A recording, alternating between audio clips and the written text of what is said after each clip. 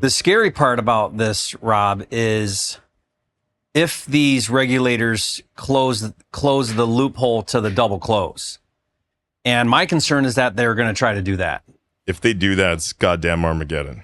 It's a real possibility. Some of the newer laws like Oregon and Iowa, they're focusing on equitable interest. So they moved away from Virginia's like dealing in contracts, whereas now some of these new regulators are more focused on equitable interest. And the argument now is that a double close with your BC contract, since you don't have legal title and you're recontracting, you're now falling under that equitable interest, which would mean they're closing the loophole to a double close. You're talking about you can double close, but then you would need some sort of seasoning period to it. Doesn't because technically you have you own the property. If you're doing a double, more expensive. If you're doing a double close, you're using all this additional but here's the capital argument. and fees. Here's the argument.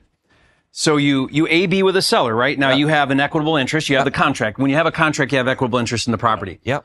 Well, the issue is, and this is what Oregon said. Oregon said, equitable interest where you don't have legal title. Like they specifically put it that way. Right. Meaning you have to close in your name before you can recontract. Before you recontract. Recontract. So at that point, why wouldn't you just do a lease purchase? Or a land contract, and then you give them $1,000. Oh, yeah, totally. You'll just innovate on the paperwork. You're just going to work around or an LLC, and then you know, it's shady. I mean, it just makes it complicated. Yeah. Like it muddies the water. I mean, if you think about it, I've thought about this a lot lately with because in the month of March, 5 states passed regulation. Wow. In 1 month. What were those 5? I'm sure people are wondering. So Virginia, Oregon, Iowa, South Carolina is really close. So when I say 5, they're like right there. Some of them are waiting for the governor to sign, but they're done, right? They're done. So what did I say? Indiana, Virginia, Oregon, Iowa, and South Carolina. Could you give a quick summary of what the rules are in each of those 5? Indiana said they don't say once the word wholesaler in the entire regulation. They call you a real estate solicitor. An unlicensed real estate solicitor. And as an unlicensed real estate solicitor, in any advertising, print or media, or talking to sellers, you have to disclose that you're an unlicensed professional. On any marketing. You do a direct mail, you do a Facebook ad, anything. That has NAR written all over it. Wow. Yeah. You have to say, I'm an unlicensed professional. And not only do you have to disclose that, but you also have to disclose that you might not be able to transact because you're not a licensed professional, and you might not be able to talk about value because you're not a licensed appraiser. As if those two people somehow are the authority, right? Like appraisers know how to value so that's a property. Indiana. And the fines are significant on all these. So that's Indiana. Iowa and Oregon said you have to be licensed and you have to disclose in writing that you're a wholesaler.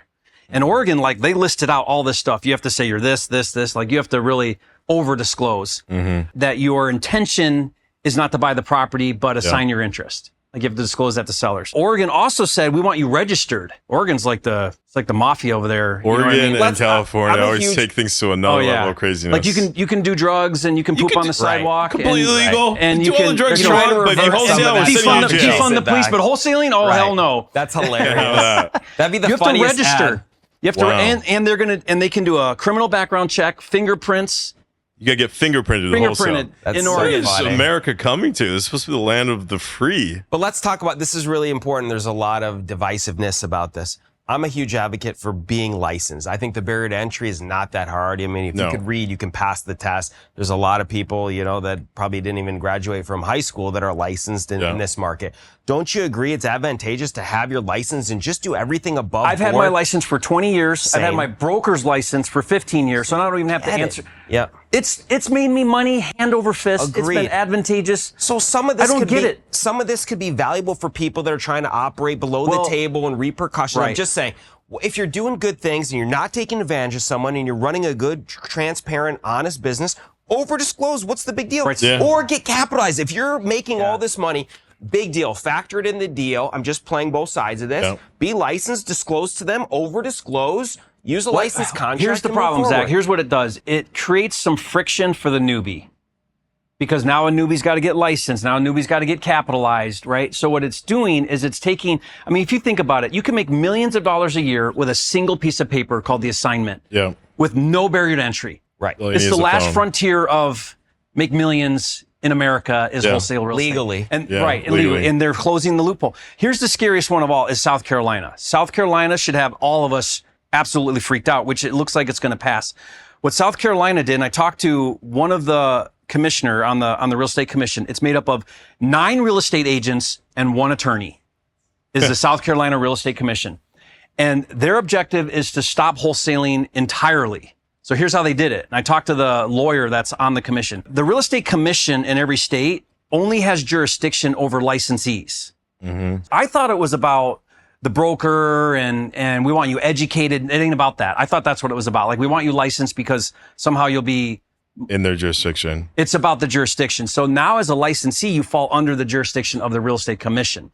So what South Carolina did, and I did a video on this, and I called them absolutely idiots until I learned why they did it. Now they're genius. They said, on one part of the new law, you cannot transact wholesaling unless you have a license. Okay.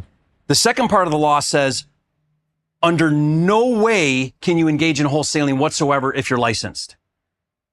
That's the law. It's crazy, Rob. And this is about to pass. So you can't do shit. Can't wholesale. Yeah. They're basically shutting down wholesaling in South Carolina. Define wholesale. Why couldn't you as an agent acquire the property? Well, technically it wouldn't be wholesale because then that's not wholesaling, right? Because then you're closing on it. So here's what it is. So just close. So this passed the Senate, which the lawyer on the real estate commission said, if it passes the Senate, it's going to pass the House, and the governor's going to sign it. We might as well consider it a deal, right? Now, it hasn't yet, but so here's what they said. This is the definition in the law. Having a contractual interest in purchasing residential real estate from a property owner, then marketing the property for sale to a different buyer prior to taking legal ownership of the property. Now, the key is prior to taking legal ownership of the property. That's a BC contract. Right. That's a double closing. So it's not just the assignment, it's the double closing too. And so then it says, that's the definition, and you have to have a license. Okay, great. So that's like Virginia and Illinois and a lot of these states where you have to have a license. Well, the second part of the law says this: a real estate brokerage firm and its sub-agents are prohibited from engaging in, representing others in, or assisting others in the practice of wholesaling. So South Carolina's out. South Carolina, no more wholesaling. Right. Wow. There's a lot of guys that are going to get hit hard. Dude. But you're going to pivot, though, again. Yeah. What are you going to do? They're going to raise money. They're going to know the end users. Why couldn't they use Investorlift to not market that specific home, but a like property to gain interest, right? Like a lot of times on Investorlift, you don't have to put the address. You could say, I have a 3-2 in Maryville for 260 without a specific address. How much traction exposure do you get? You don't even put the pictures. You could use another property. You gain that interest, and I'll say, I'll disclose the address when I close. Wouldn't that work around that? Here's what I see happening in South Carolina, and this is going to pass. Here's what I see is going to happen. For 90% of wholesalers that are not capitalized, they don't know how to do other strategies. They're out, and the guys that do are going to freaking annihilate it in South Carolina. But that's you. They can come to you as the JV partner to say, guys, calm down. I know you're new. I'm experienced. I've got capital. Let me take these down, and then we will wholesale these. Instead of wholesale, you're going to go into a shop in South Carolina because we're going to kill it. There you go. Yeah, because the cream rises to the top. All it's doing is it's the haves, the have-nots. You're taking away from the have-nots and you're giving it to the haves. That's it. And you're gonna. So what's interesting is earlier you were talking about how I'd like to create a competitive advantage. I mean, Warren Buffett, he says, I like investing in businesses with moats. The sexy thing about wholesaling was there was no moat. Anyone could pick up the phone and make $1 million. They're adding moats. Which I 100% agree that makes it way more difficult for the beginner to get in the game. But yet the guys at the top, those moats are now going to allow them to have a competitive advantage. We see this in our Investorlift data. 60% of wholesalers went out of business last year. Yeah. 60%. You're going to see the same thing is going to happen with real estate agents. Yeah. They're predicting 1 million of the 1.5 million licensed agents are going to leave the industry. So what's that going to do for those that stay? That learn how to market, learn how to do a presentation, learn how to show their value. They're going to absolutely destroy it.